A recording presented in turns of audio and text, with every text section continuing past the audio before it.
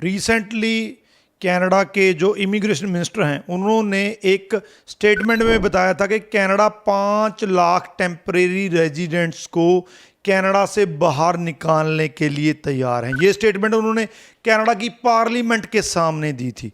अब ये temporary residents कौन हैं? ये वो हैं जिनका जो है परमिट वो एक्सपायर हो चुका है, जहाँ एक्सपायर होने वाला है।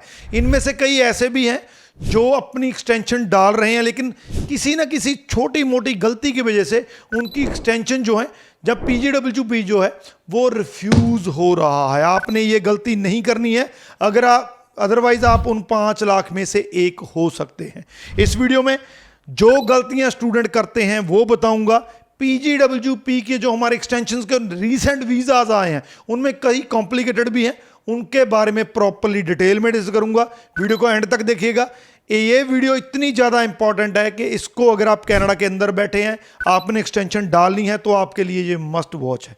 उससे पहले हमारा यूट्यूब चैनल जरूर सब्सक्राइब कर लीजिएगा कि इस पर आपको ऐसी ही लेटेस्ट और नॉलेज वाली वीडियोस देखने को मिलती है। इसको शुरू करने से पहले मैं आपको बता दूं कि कनाडा इस टाइम पे छोटी छोटी चीज़ों पे भी लोगों को रिफ्यूज़ दे रहा है। एक्सटेंशन की रिफ्यूज़ल आ रही है, आपको वापस आना पड़ सकता है। जैसे पोटाज वाले स्टूडेंट्स के साथ हुआ, नॉन क्रेडिट कह के उनको उनका पीजीडब्ल्यूपी रिफ्यूज़ कर दिया गया। ऐसी गलती आपने नहीं करनी है। अगर करते हैं तो छोटी सी गलती की वजह से भी आपका करियर जो है वो दांव पे लग सकता है। सबसे पहले मैं बता दूं, जो हमारे रीसेंट वीज़ाज आए हैं इससे आपको टाइम लाइन भी क्लियर हो जाएगी। राहुल का वीज़ा 20 डेज में आया। पीजीडब्ल्यूपी की बात कर रहा हूं, राहुल हैं, इनका वीज़ा जो है पीजीडब्ल्यूपी 20 डेज में आया है। सोनू का भी पीजीडब्ल्यूपी जो है 20 डेज में आया है। प्रियांशी 23 डेज में आया है। दुआंश जो है ये 22 डेज में आया है। इसमें जो राहुल का प्रोफाइल था वो काफ़ी कॉम्प्लिकेटेड था, क्योंकि इन्होंने जब ये कनाडा में पहुंचे थे उनको उस टाइम पे वो इनटेक नहीं मिला था, तो उनको इनटेक आगे लेना पड़ा था।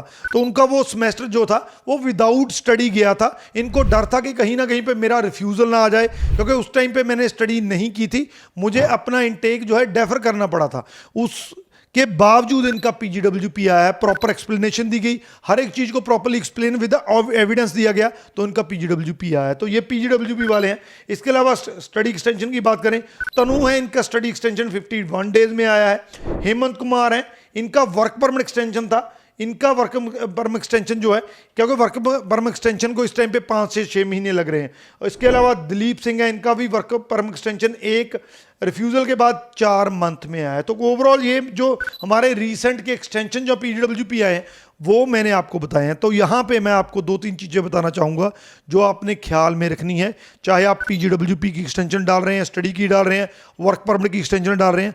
तो सबसे पहले आपने जो अपनी फाइल लगानी है उसमें प्रॉपरली ये चेक कर लेना है कि क्या आप एलिजिबल हैं कि नहीं है। क्योंकि कई बार क्या है, एलिजिबिलिटी क्राइटेरिया में थोड़ी बहुत चूक हो जाती है, जिसकी वजह से स्टूडेंट को जो है, जहाँ वर्कर को जो है वो रिफ्यूज़ल दे दिया जाता है। एग्जांपल दे देता हूँ, मेरे साथ एक रीसेंट स्टूडेंट ने जो है वो ऑनलाइन काउंसलिंग ली थी। आप भी ले सकते हैं, नंबर हमारे नीचे दिए हैं, उसको पे बुक कर सकते हैं। तो काउंसलिंग में उन्होंने क्या कहा कि उन्होंने पीजीडब्ल्यूपी डाला, अपना रिफ्यूज़ल दिया गया कि आपका जो 90 डेज, क्योंकि जब आपका स्टडी परमिट, आपका कंप्लीशन लेटर आ गया, तो कईयों का जो लगता है कि 7 महीने मेरे पड़े हैं, मेरा अभी भी परमिट 7 महीने का पड़ा है। ये गलत बात है। 90 डेज के बाद आपका स्टडी परमिट ऑटोमेटिकली एक्सपायर हो जाता है।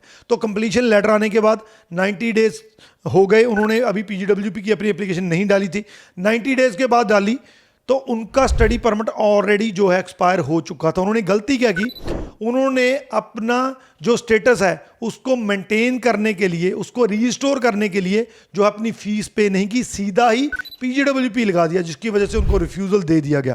उसके बाद उनके 180 डेज जो हैं वो क्रॉस हो गए, अब वो इनएलिजिबल हो गए हैं। तो छोटी सी गलती थी, उनको ये नहीं पता था कि मेरा कंप्लीशन लेटर आने के बाद 90 डेज के अंदर जो है स्टडी परमिट एक्सपायर हो चुका है, मुझे रीस्टोरेशन पहले डालना पड़ेगा, उसके बाद ही पीजीडब्ल्यूपी डाल सकता हूं। तो ये छोटी छोटी गलतियां जो आप करते रहते हैं।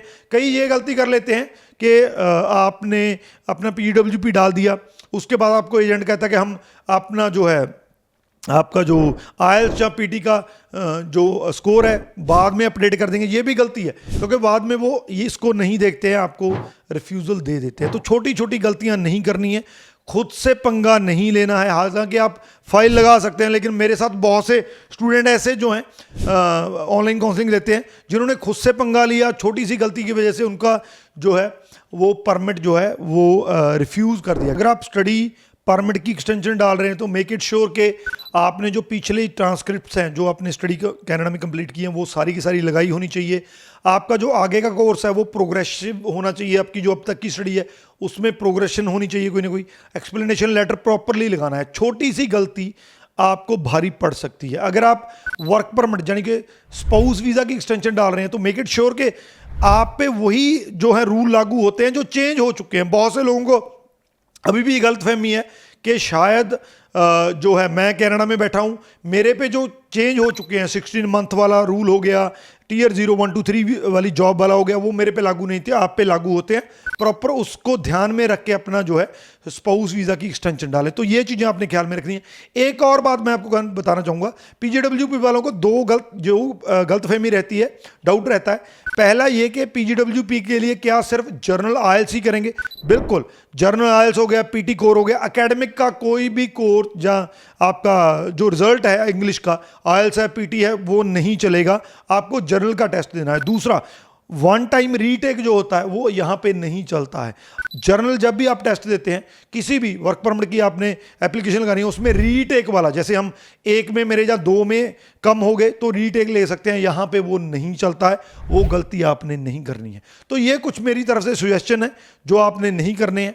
अगर आपको फुल फ्लैज इसकी कोई और इन्फॉर्मेशन चाहिए हमें कॉन्टैक्ट कर सकते हैं। अगर आपने अप्लाई करना है 100% हमारा रिजल्ट है, क्योंकि हम बहुत देखकर प्रोफाइल को जो है वो पकड़ते हैं और प्रोफाइल को प्रॉपरली प्रेजेंट करते हैं। तो 100% हमारा रिजल्ट है।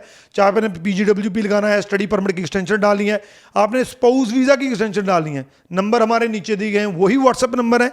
आप कनाडा से कभी भी हमें कॉन्टैक्ट कर सकते हैं। तो फ़ोन उठाइए, कॉन्टैक्ट कीजिए। अगर कोई डाउट है तो भी क्लियर कर लीजिए, शेयर जरूर कर दीजिए। Thank you.